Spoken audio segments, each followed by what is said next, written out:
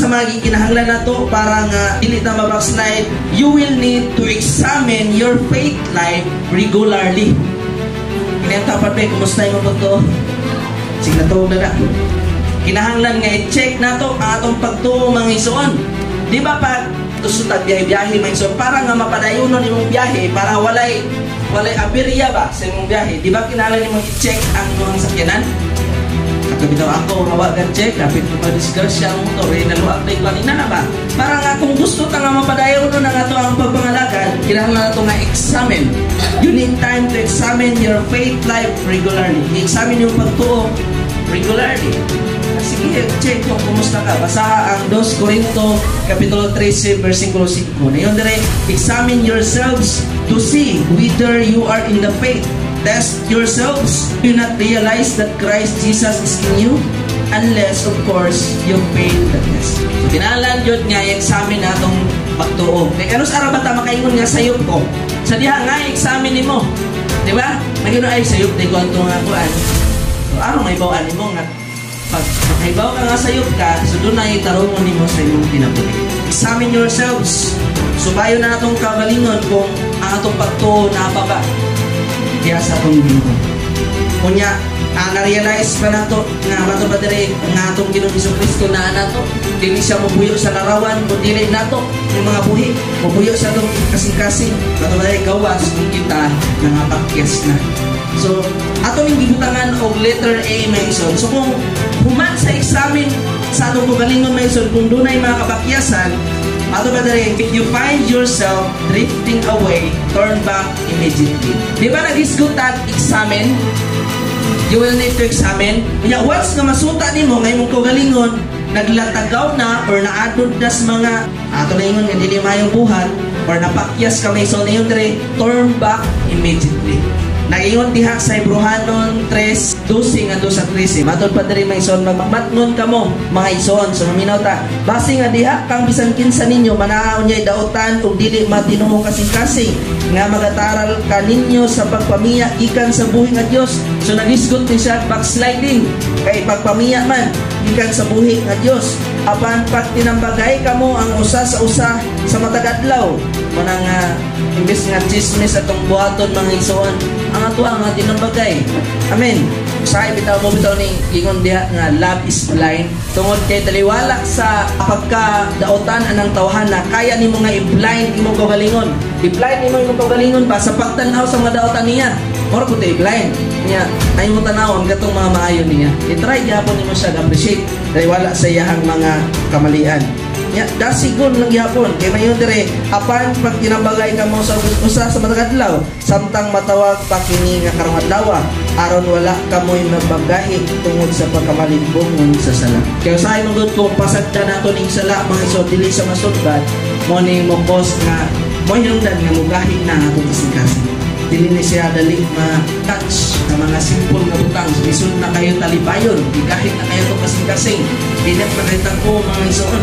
O bunsa pa mga butang mga ison nga itong kaistorya. Bahin anak. O mo to.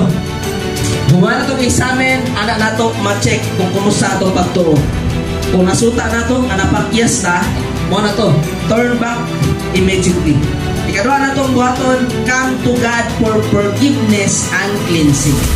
Humani mo nga na-examine yung kagalingon, nakaingon ta, oy, mali ko. Doon ako yung mga pagkukulang. Mo to turn back immediately. Sa unsang bahagi, letter B.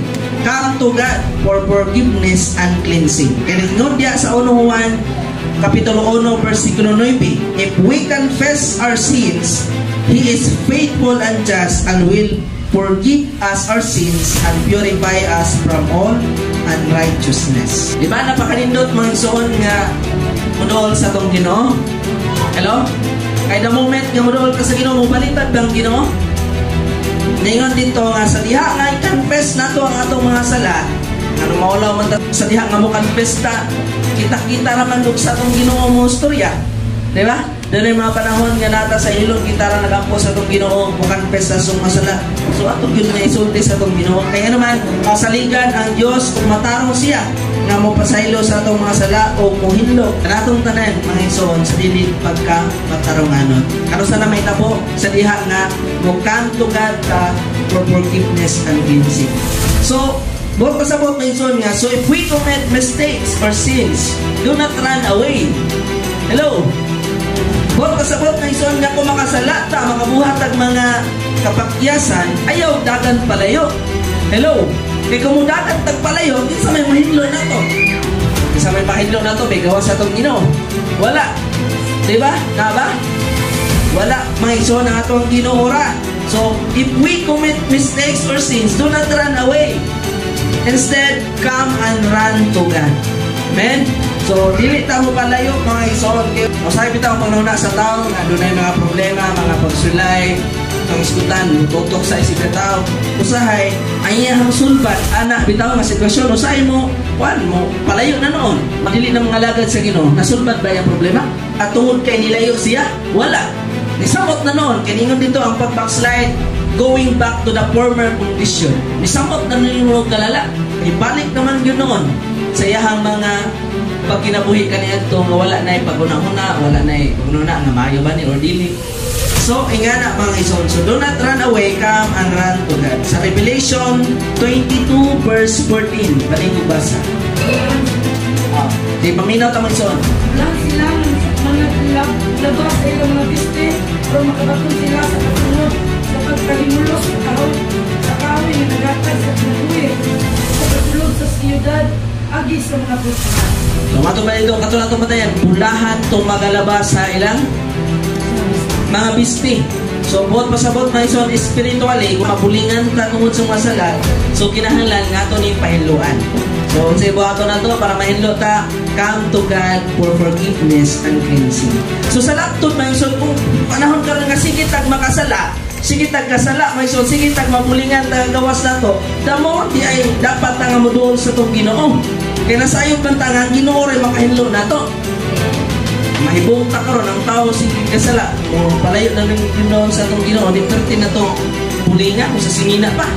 Di na ito madag John Rocks or Tide. Di na ito i-promote ani may son doon sa Ginoo. Kaya ito isulbat sa tanang mansa sa itong kinabuhi may son. So it is important that we correct and turn from that sins immediately by living a lifestyle constant correction so you can avoid becoming deeply entrenched in sin. So napaka-importante may son nga sa matag karunugon nga mabakyas sa atong i-correct. Akong i-correct, inyong i-correct, iyang i-correct, correct na itong tanan may son immediately. Lagi sa pagkinabuhi nga kanalaging i-consider na to ang correction. And una ganito yung verse nga tungkol dito sa correction.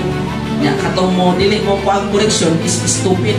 Mas maayo pa tong mo dawat o correction kay wise ya. Kay dili sa mo dawat mato pa sa English stupid. Unsa man ang stupid? Bugo ko na sa Tagalog.